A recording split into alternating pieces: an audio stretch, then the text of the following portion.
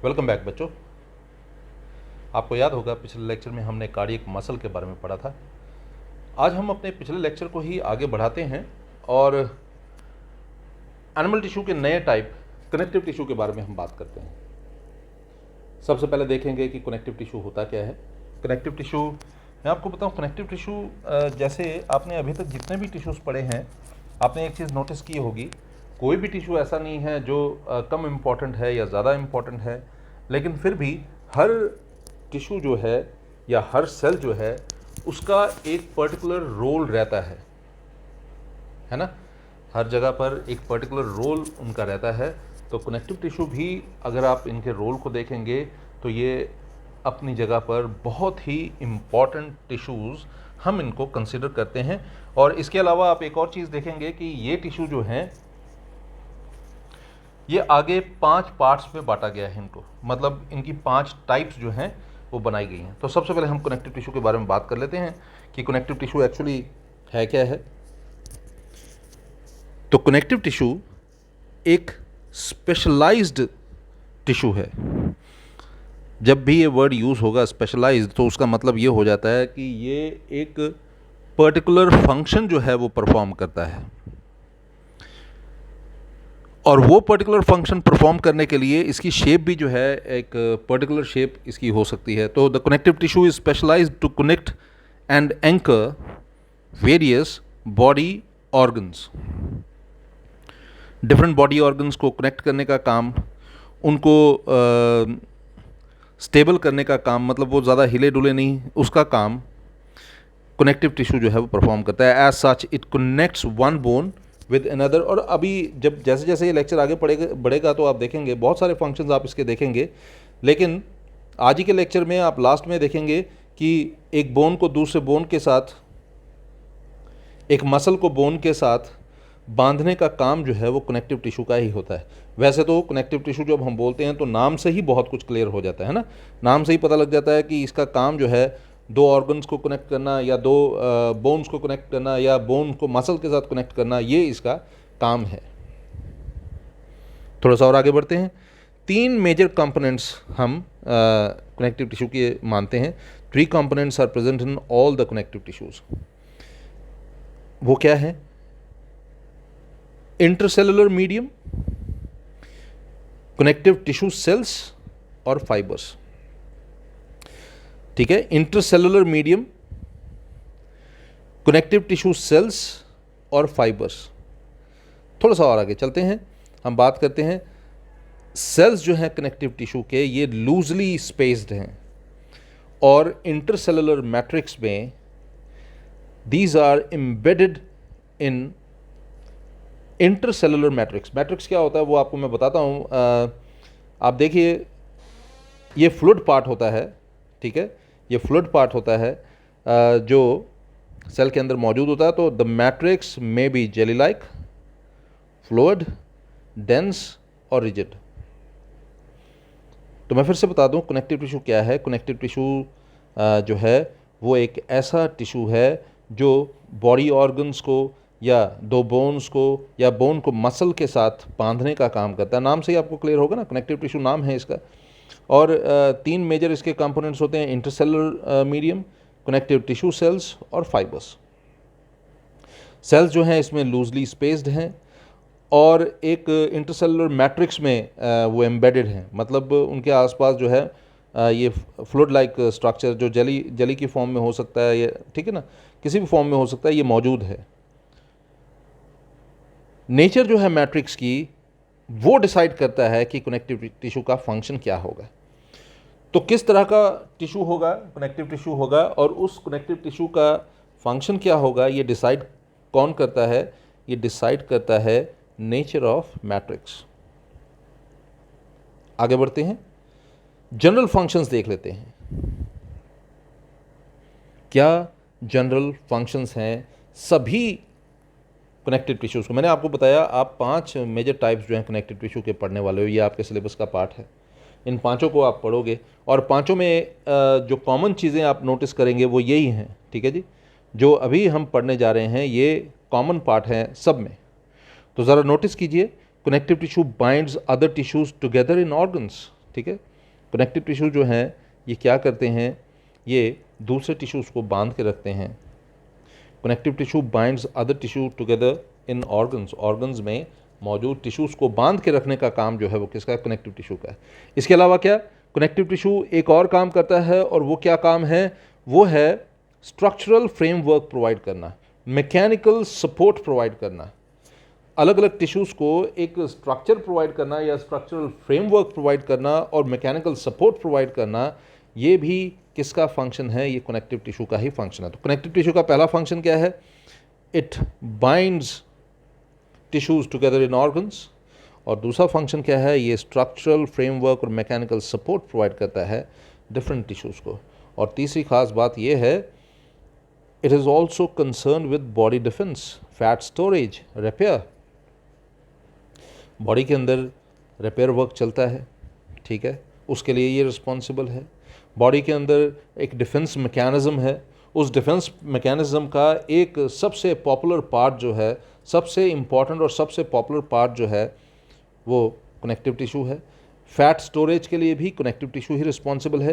ये देखिए, ये बहुत सारी चीज़ें हैं, ये कॉमन चीज़ें हैं, जो 5 आने वाले टाइप्स जो आपने पढ़ने हैं उनमें ये चीज़ें आपने पढ़नी हैं, ठीक है जी। तो आगे आपको पढ़ने को मिलेगा कि फ़ैट कौन सा टिश्यू स्टोर करता है, बॉडी डिफेंस के लिए कौन रिस्पॉन्सिबल है, रिपेयर या और डिफरेंट फंक्शंस कौन परफॉर्म करता है। तो मेन फंक्शन जो है कनेक्टिव टिश्यू का वो बाइंडिंग ही है, सपोर्टिंग ही है, और packing together different organs of the body ही है, ठीक है जी। तो मेन फंक्शन या मेजर फंक्शन कनेक्टिव टिश्यू का क्या है, binding, supporting, packing together different organs of the body. तो ये जो आपने अभी अभी पढ़ा, ये जनरल फंक्शंस हैं कनेक्टिव टिश्यूज़ के, ठीक है जी। तो अभी अभी आपने क्या क्या पढ़ा, आपने पढ़ा पहले कनेक्टिव टिश्यू के बारे में, होता क्या है, किस तरह से काम करता है, ठीक है। फिर जनरल फंक्शंस आपने पढ़े, क्या जनरल फंक्शन हो सकते हैं, मैंने आपको बताया कि 5 टाइप्स हैं, तो उनकी क्या फंक्शंस हो सकते हैं, वो सबके जो कॉमन फंक्शंस हैं वो जनरल फंक्शंस में आ जाते हैं, ठीक है जी। थोड़ा सा आगे बढ़ते हैं, अब हम बात करते हैं टाइप्स की। सबसे पहली टाइप जो है वो है एरियोलर कनेक्टिव टिश्यू, इसको लूज कनेक्टिव टिश्यू भी कहते हैं, we call it loose connective tissue. Areolar connective tissue is also known as loose connective tissue. This is the second type of tissue, dense connective tissue. इसके बारे में भी बहुत कुछ आप पढ़ेंगे, बहुत ही इंपॉर्टेंट है, ठीक है जी।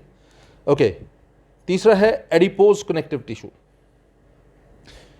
चौथा है स्केलेटल टिश्यू, पांचवा है फ्लूइड कनेक्टिव टिश्यू। तो मैं फिर से बता दूं, जब आप टाइप्स ऑफ कनेक्टिव टिश्यू को स्टडी करते हैं तो टाइप्स ऑफ कनेक्टिव टिश्यू में सबसे पहले टाइप है एरियोलर और लूज कनेक्टिव टिश्यू, दूसरा है डेंस कनेक्टिव टिश्यू, तीसरा है एडिपोज कनेक्टिव टिश्यू, चौथा है स्केलेटल टिश्यू, पांचवा है फ्लूइड कनेक्टिव टिश्यू।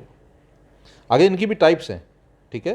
तो सबसे पहले हम एरियोलर से शुरू करते हैं। एरियोलर टिश्यू क्या है, it is the most widely distributed connective tissue in animal body. Animal body में सबसे ज़्यादा डिस्ट्रीब्यूटेड टिश्यू जो है, वो सबसे ज़्यादा वाइडली डिस्ट्रीब्यूटेड कनेक्टिव टिश्यू जो है वो यही है। क्या नाम है जी इसका, areolar tissue, also known as loose connective tissue.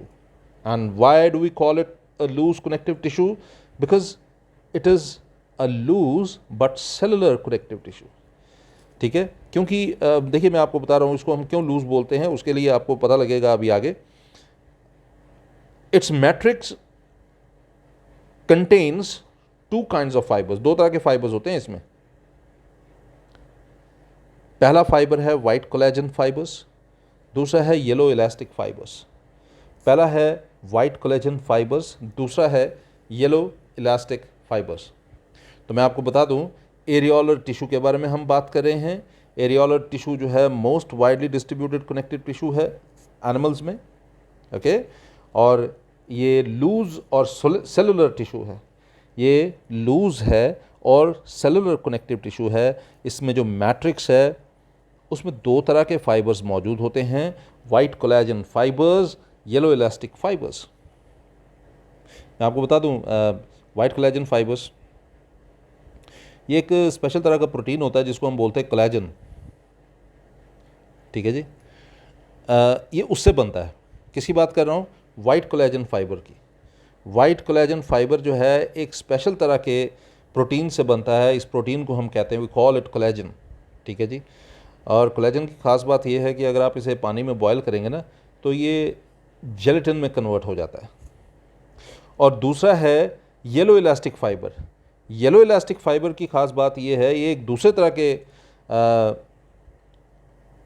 Protein से बना होता है, उसको हम बोलते हैं, वी कॉल इट इलास्टिन, ठीक है जी, वी कॉल इट इलास्टिन, ठीक है जी। इलास्टिन नाम के एक प्रोटीन से बनता है। येलो इलास्टिक फाइबर जो है वो इलास्टिन नाम के एक प्रोटीन से इसकी फॉर्मेशन होती है। चलते हैं थोड़ा सा और आगे। अब हम बात करते हैं एरियोलर कनेक्टिव टिश्यू के बारे में ही आगे चलते हैं और देखते हैं एरियोलर कनेक्टिव टिश्यू जो है ये कहाँ मिलता है। It is found between the skin and muscles, muscles और स्किन के बीच में, ब्लड वेसल्स के आसपास, नर्व्स के आसपास, और इसके अलावा बोन मैरो में। तो मैं फिर से बता दूं, एरियोलर कनेक्टिव टिश्यू कहाँ मिलता है? ये स्किन और मसल्स के बीच में, around the blood vessels and nerves and in the bone marrow, ठीक है। और इसके अलावा मैं आपको एक और चीज़ बता दूं, it फिल्स the spaces between different tissues and organs. अलग अलग जो टिश्यूज़ हैं, ऑर्गन्स हैं, उनके बीच की स्पेस को फिल करने का काम भी यही करता है, और इसीलिए इसको हम पैकिंग टिश्यू या पैकेजिंग टिश्यू भी के नाम से भी जानते हैं। फंक्शन देख लीजिए एक बार दोबारा से, आपको पता लगेगा। ये मैंने आपको बताया कि एक सपोर्टिंग और पैकिंग टिश्यू की तरह काम करता है between organs lying in the body cavity.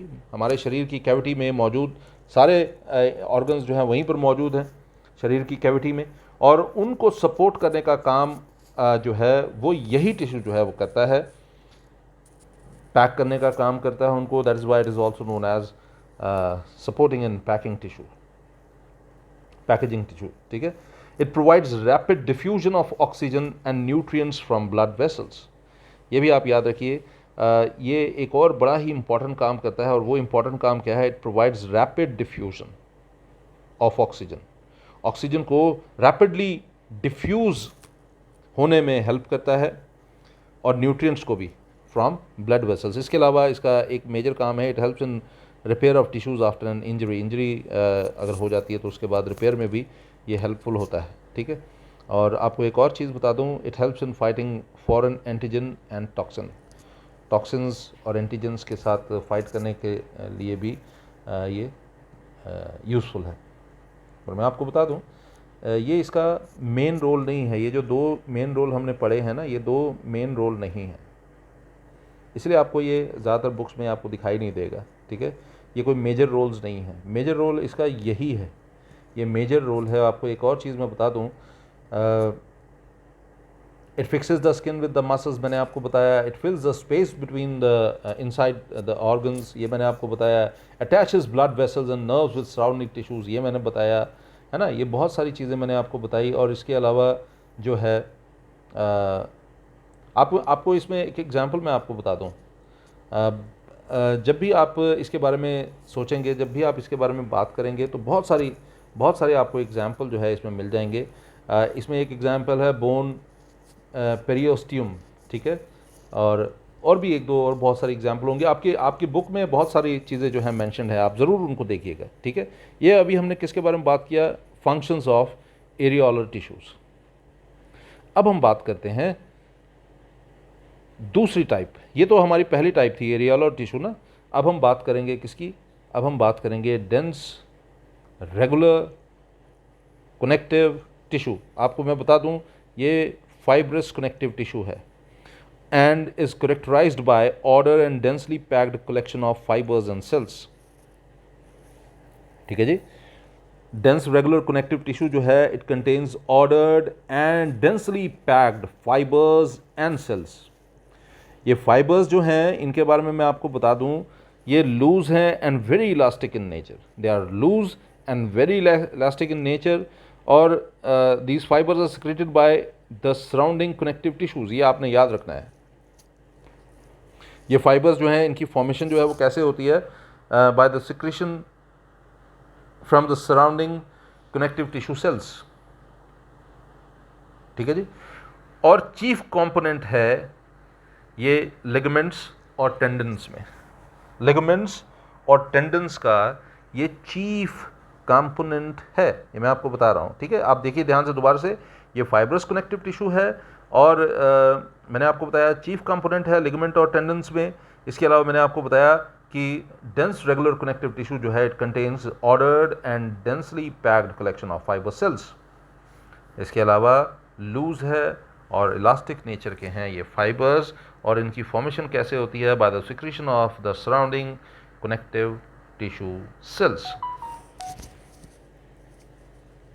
थोड़ा सा और आगे बढ़ते हैं और हम बात करते हैं जो मैंने अभी आपको बताया लिगामेंट्स और टेंडन्स के बारे में। तो लिगामेंट्स क्या हैं, टेंडन्स क्या हैं, इनके बारे में हम बात करते हैं। देखिए ध्यान से इसको समझने की कोशिश कीजिएगा, ये बहुत ही, मैंने जैसा आपको बताया, ये बहुत ही इम्पॉर्टेंट टॉपिक है, ठीक है जी। तो आप देखिए लिगामेंट्स क्या हैं, ये इलास्टिक स्ट्रक्चर्स हैं।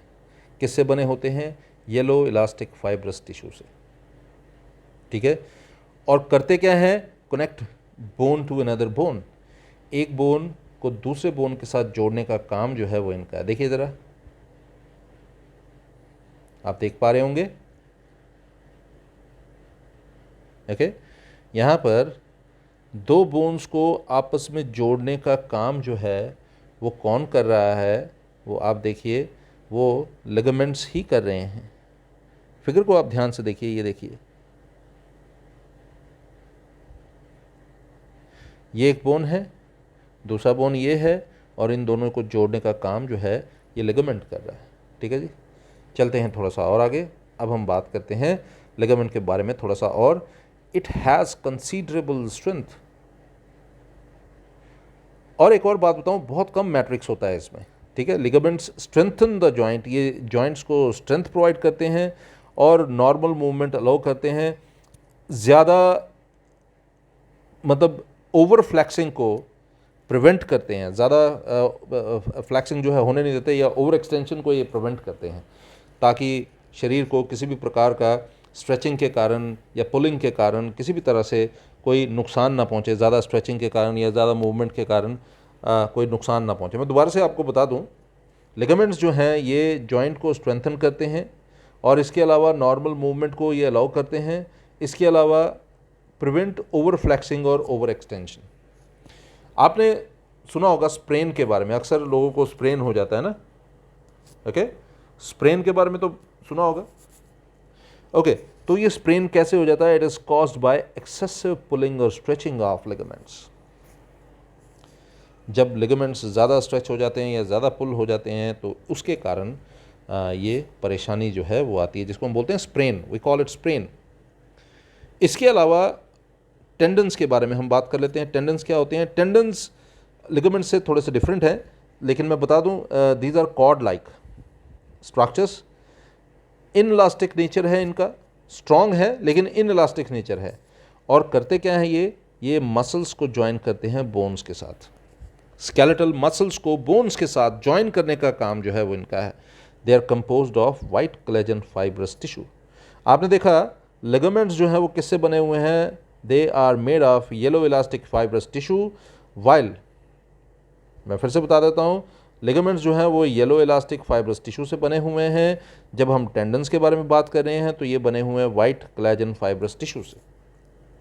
और बहुत सारी चीज़ें हैं, लेकिन ये जो है इनका एक मेन पार्ट है, ठीक है जी। फिर से बता दें, टेंडन्स कॉर्ड लाइक स्ट्रक्चर हैं, स्ट्रॉन्ग हैं लेकिन इनइलास्टिक नेचर के हैं, और काम क्या करते हैं, स्केलेटल मसल को बोन्स के साथ जोड़ना है। यहाँ पर बोन जो है it is joint to another bone, यहाँ पर जो है skeletal muscles joint to other bone. ये यहाँ पर डायग्राम आप देखें, फिगर देखें, यहाँ पर आपको ज़्यादा अच्छे से समझ आएगा। आप देखिए, ये बोन है और ये मसल है ना, आप देख रहे होंगे। और इस मसल को और इस बोन को जोड़ने का काम कौन कर रहा है, फिर से देख लीजिए, ये मसल है, आप देख रहे हैं, ये बोन है और इनको जोड़ने का काम कौन कर रहा है? टेंडन। ठीक है जी। अब यहाँ पर फिर से देखिए, ये बोन है और ये भी बोन है। Okay, look at here, this is bone, this is bone and this is another bone, और लिगामेंट इसको जोड़ने का काम कर रहा है। ठीक है जी। यही सेम चीज़ आप यहाँ पर भी समझ सकते हैं। इस डायग्राम में बड़ी अच्छी डायग्राम है, इससे आई एम श्योर कि आपको ये समझ आ रहा होगा। चलते हैं थोड़ा सा और आगे। अब हम बात करते हैं टेंडन और लिगामेंट किस तरह से एक दूसरे से डिफरेंट हैं। How are tendon different from ligament. तो टेंडन के बारे में मैं बता दूं, it is flexible. Okay, ligament is, मैंने जैसा आपको बताया, it is inelastic in nature, है ना। मैंने आपको बताया, सॉरी, टेंडन के बारे में मैंने बताया इनइलास्टिक नेचर, और मैंने लिगामेंट के बारे में। अब देखिए, tendon is flexible, okay, ligament is short band of a flexible fibrous connective tissue which connects two bones. ये दो बोन्स को कनेक्ट करता है, और ये क्या करता है? It attaches muscle to bone. ठीक है, तो थोड़ा सा और आगे बढ़ते हैं। हम बात करते हैं अब joins a skeletal muscle to a bone. जैसा कि मैं पहले बता चुका हूँ, joins a bone to another bone. Okay, कहाँ पर मिलता है? Can be found at the ends of the skeletal muscles. Skeletal muscle के एंड में आपको ये दिखाई दे जाएगा, can be found in joints. ये सिर्फ केवल जॉइंट में आपको दिखाई देगा। इनइलास्टिक और टफ है, इलास्टिक और स्ट्रॉन्ग है, ये आपने याद रखना है। इनइलास्टिक और टफ है, ठीक है जी। आपको याद होगा, मैंने आपको बताया कि टेंडन जो है वो इनइलास्टिक स्ट्रक्चर है लेकिन स्ट्रॉन्ग है। यही यहाँ पर बताया जा रहा है, इनइलास्टिक है और टफ है। ओके, ये इलास्टिक और स्ट्रॉन्ग है। थोड़ा सा और आगे बढ़ते हैं।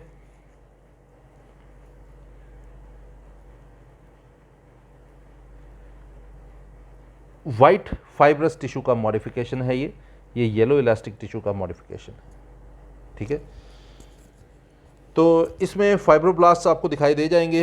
यहाँ पर फाइब्रोब्लास्ट आपको दिखाई देंगे लेकिन वो स्कैटर्ड होंगे, ये कंटिन्यूस रोज में आपको दिखाई देंगे। ठीक है ना, कंटिन्यूटी होगी, आपको दिखाई देगी। यहाँ पर फाइबर्स जो हैं डेंस और पैरेलल बंडल्स में अरेंज्ड है। यहाँ पर फाइबर्स जो हैं डेंसली अरेंज्ड हैं लेकिन पैरेलल मैनर में नहीं है। यहाँ पर ये पैरेलल बंडल्स में अरेंज्ड है, ये पैरेलल मैनर में ये अरेंज नहीं है। और यहाँ पर अगर एक्सेसिव प्रेशर डालेंगे टेंडन्स के ऊपर, तो मैं आपको बताऊं, टेंडनाइटिस हो सकता है। ठीक है, और अगर यहाँ पर एक्सेसिव प्रेशर होगा तो मैंने आपको बताया यहाँ पर स्प्रेन नाम की प्रॉब्लम जो है, स्प्रेन जो एक कॉमन प्रॉब्लम है, अक्सर हो जाती है, तो ये हो सकता है। ठीक है जी। तो अभी आपने कंपैरिजन देखा टेंडन और लिगामेंट का, और लास्ट में आज का लास्ट टॉपिक है एडिपोज टिश्यू। एडिपोज टिश्यू जो है, it is found between the internal organs and below the skin. Shock absorber की तरह काम करता है ये। स्किन के नीचे होता है, इंटरनल ऑर्गन्स के आसपास मौजूद होता है, शॉक एब्जॉर्बर की तरह काम करता है। इसका एक और मेजर काम है, ये फैट्स को स्टोर करता है। ठीक है जी, ये फैट्स को स्टोर करता है। मतलब आपकी अगर कोई भी इंसान आप देखते हैं, उसकी बेली आपको ज़्यादा बाहर की तरफ निकली हुई दिखाई देती है, तो उसका मतलब ये है कि उसकी स्किन के नीचे एडिपोज टिश्यू जो है वो मौजूद है। It acts as an insulator. इसके अलावा ये इंसुलेटर की तरह काम करती है। मतलब ये हीट को अंदर ही रखने में हेल्पफुल होती है, हीट का लॉस जो है बाहर की तरफ नहीं होने देती। इंटरनल ऑर्गन्स को ये कुशनी स्ट्रक्चर प्रोवाइड करती है, इसीलिए शॉक एब्जॉर्बर की तरह काम करती है। जैसे किडनीज हो गया, जैसे आई बॉल्स हो गए। ठीक है, मैं आपको एक और चीज़ बताऊं, जैसे मैं अभी बता रहा था कि ये it acts as an insulator, मैंने बताया ना। तो आपने वेल के बारे में सुना होगा, आपको पता है वेल, आपने सुना होगा वेल के बारे में, है ना। क्या है वेल? एक मैमल है जो समंदर में पाया जाता है ना। मछली की तरह दिखता है लेकिन वो होता मैमल है। ओके, उसके जो स्किन होती है उसके नीचे फैट होता है, उसको हम बोलते हैं, वी कॉल इट ब्लबर। इस ब्लबर के लिए इसका बड़ी क्रूरता के साथ, क्रूअलिटी के साथ शिकार किया जाता है। ये ब्लबर जो है अंटार्कटिका वगैरह में जो लोग रहते हैं या जो सर्द इलाकों में रहते हैं, पोलर रीजन्स में, उनके लिए ये बहुत ही इंपॉर्टेंट चीज़ मानी जाती थी आज से कुछ साल पहले। ठीक है, अभी भी मानी जाती है, इसीलिए इनका बहुत ज़्यादा शिकार हुआ इस ब्लबर के कारण ही। और ये ब्लबर ही जो है इनको एक्सट्रीम ठंड में बचा कर रखती है। आई एम श्योर कि आपको ये टॉपिक जो है अच्छे से समझ आया होगा एडिपोज टिश्यू का भी। आज हमने 3 टाइप्स पढ़े हैं ये टिश्यूज़ के, कनेक्टिव टिश्यू के, areolar tissue, dense regular connective tissue, adipose tissue. अगला टॉपिक जो है हमारा स्केलेटल टिश्यू और वैस्कुलर टिश्यू होगा। जब तक अगला लेक्चर जो है हम करेंगे, तब तक पिछले लेक्चर को आप ध्यान से प्रिपेयर कीजिए, अच्छे से प्रिपेयर कीजिए, बार बार रिवाइज़ कीजिए। कहीं पर कोई प्रॉब्लम आती है तो अपनी टेक्स्ट बुक को कंसल्ट कीजिए। कोई रिफ़्रेशर अगर आप यूज़ करते हैं, कोई भी पॉपुलर रिफ़्रेशर, तो उसका इस्तेमाल कीजिए। साइंस पढ़ रहे हैं, साइंस के स्टूडेंट्स हैं, पढ़ाई की तरफ बहुत ज़्यादा फोकस देना बहुत ज़रूरी है। बड़ा हार्ड टाइम चल रहा है, क्राइसिस का टाइम है। ज़्यादा समय घर के अंदर रहिए, अपना ध्यान रखिए, अपने बुज़ुर्गों का ध्यान रखिए, ज़्यादा समय पढ़ाई में लगाइए। Good day.